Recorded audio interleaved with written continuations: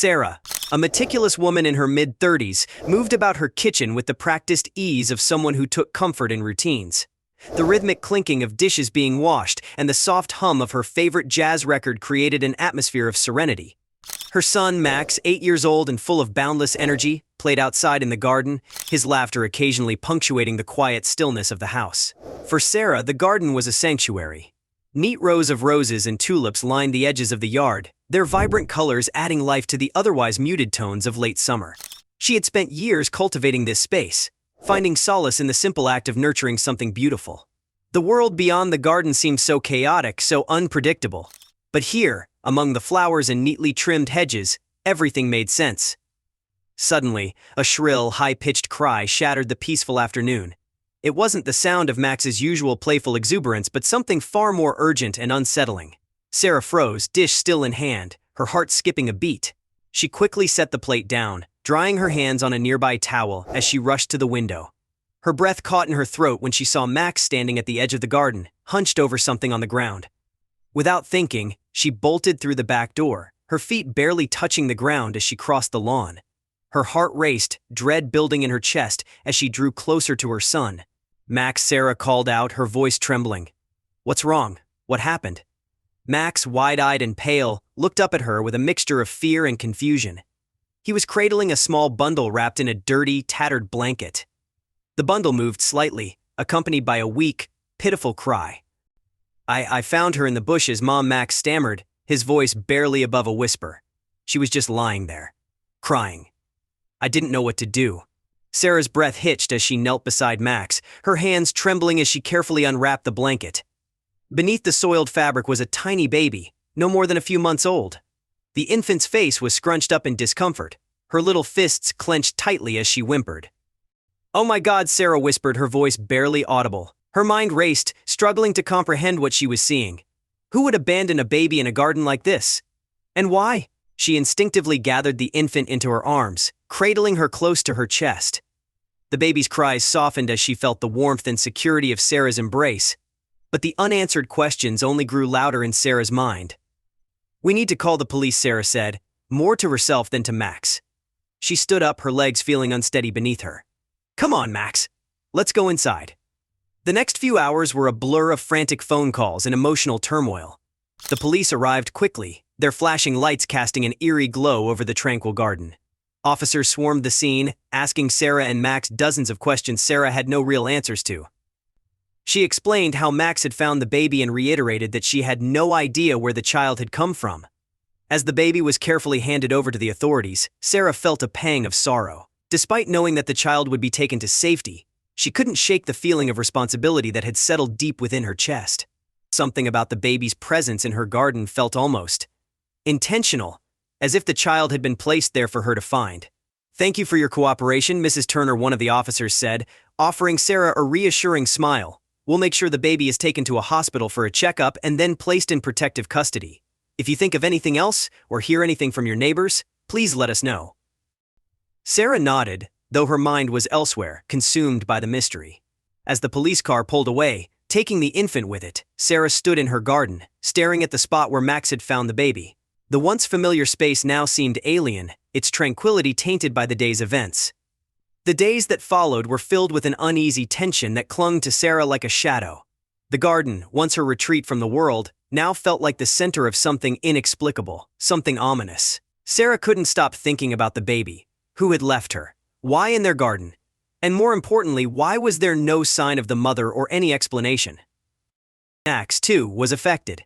He'd become unusually quiet, often staring out the window towards the garden with a faraway look in his eyes. His normally boundless energy was now tempered by an underlying anxiety that Sarah couldn't seem to soothe, no matter how many times she reassured him that the baby was safe. One evening, as Sarah tucked Max into bed, he finally voiced the question that had been gnawing at him for days. "Mom," Max whispered, his small voice trembling with uncertainty. "Do you think the baby's mom is looking for her? Do you think she's scared?"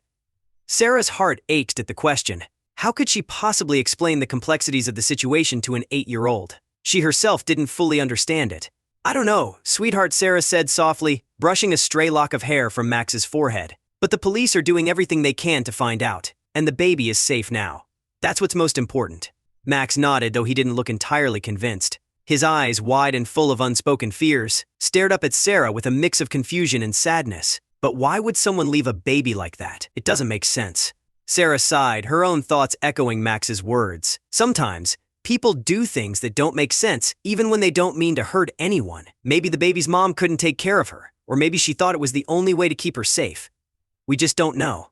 Max seemed to mull over her words for a moment before finally closing his eyes, though the furrow in his brow remained. The mystery of the baby's origin soon consumed Sarah.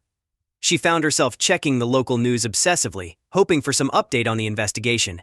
But there was nothing, no missing person reports, no witness statements, no one coming forward to claim the child.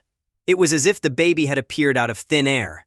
In her desperation for answers, Sarah decided to take matters into her own hands. She began canvassing the neighborhood, asking neighbors if they had seen anything unusual in the days leading up to the discovery. Most people were sympathetic but ultimately unhelpful. A few mentioned seeing a woman they didn't recognize walking through the area, but no one could provide any concrete details. As her search expanded, Sarah found herself drawn to the nearby park, a small but popular spot where local families often gathered. It was only a few blocks away from her home, and she couldn't shake the feeling that the park might hold some clue. Every day, she and Max would walk to the park after school, Sarah keeping a close eye on the other visitors while Max played on the swings or climbed the jungle gym.